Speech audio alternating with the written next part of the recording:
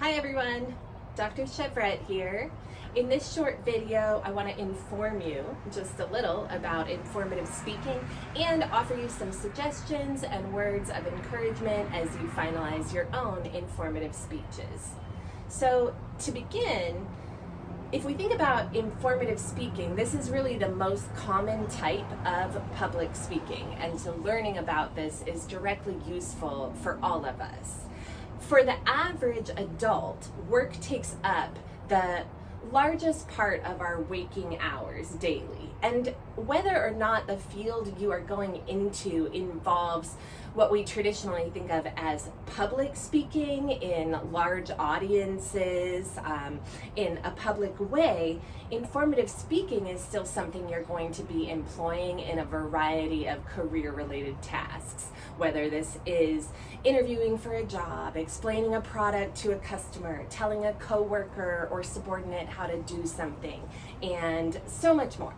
So for many of you in this class, school is also what takes up a large part of your waking hours, right? So some of the other skills that we're working on in this speech, and the reason this class is a Gen Ed class, is that you're working on how to effectively structure and present your ideas. So including things like proper subordination of points, what supports what, making logical arguments, organizing these arguments, and communicating them. And then another learning objective is to aid you in understanding how to credibly research and support your ideas.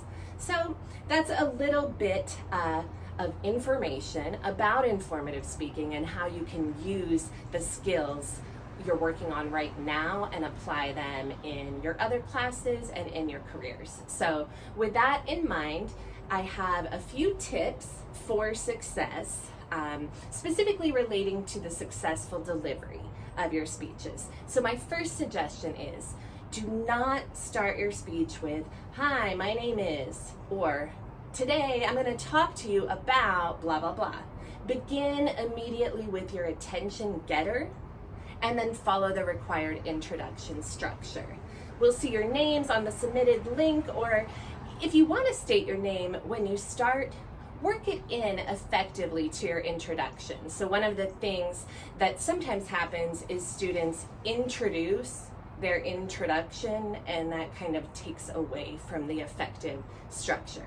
So that's tip number one. The second suggestion is to practice your whole speech several times, but don't memorize it. You can memorize certain key phrases, you can have notes with you, like I have some notes here to remind me what I wanted to tell you in this video, but extemporaneous speaking is different than manuscripted speaking because you're trying to be conversational and authentic with your audience, which is really easier for people to listen to and engage with. But honestly, it's also more useful because we don't have time to go around writing scripts for how to communicate with people in our lives, including in these career and school settings, right? So for your speaking outline, you'll want to have enough content to help you remember, and make sure to include those verbal citations on your speaking outline as well, so that you remember to cite them during your speech. And the third tip that I have for delivery is to practice your introduction a few extra times. So a lot of anxiety and even the sort of awkwardness that you feel about recording a speech, even as you're presenting it to, the live or virtual audience that you've gathered, a lot of that subsides after the first 45 seconds or so of speaking. So if you do practice your introduction more than the rest of your speech, this can help you kind of, start off on the right foot.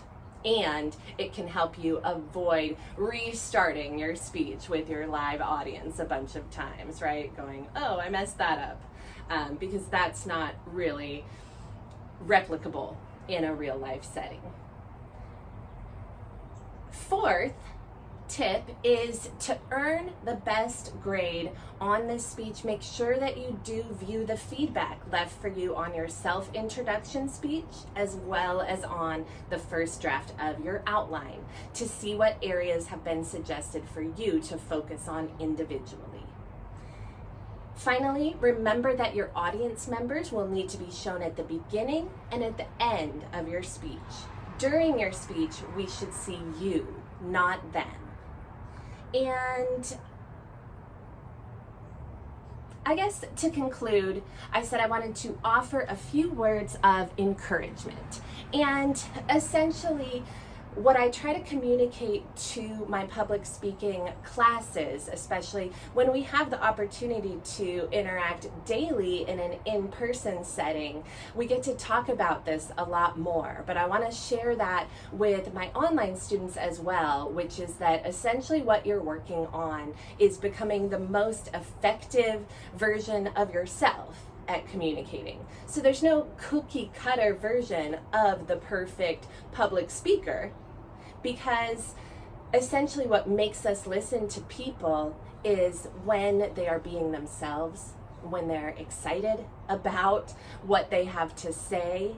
And it doesn't matter if your strengths or weaknesses are different than other people's.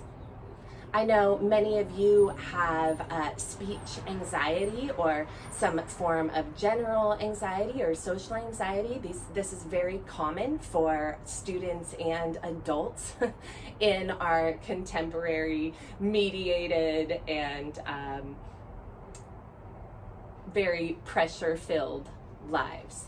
So you may not erase all of that in your speaking. Instead, you're just going to learn to work with it, to channel it, and to essentially, again, work on your own strengths and be yourself. So that's what I have for you, and I'm really excited to hear your informative speeches and to learn about the unsung heroes and the hidden histories that you've selected for your topics.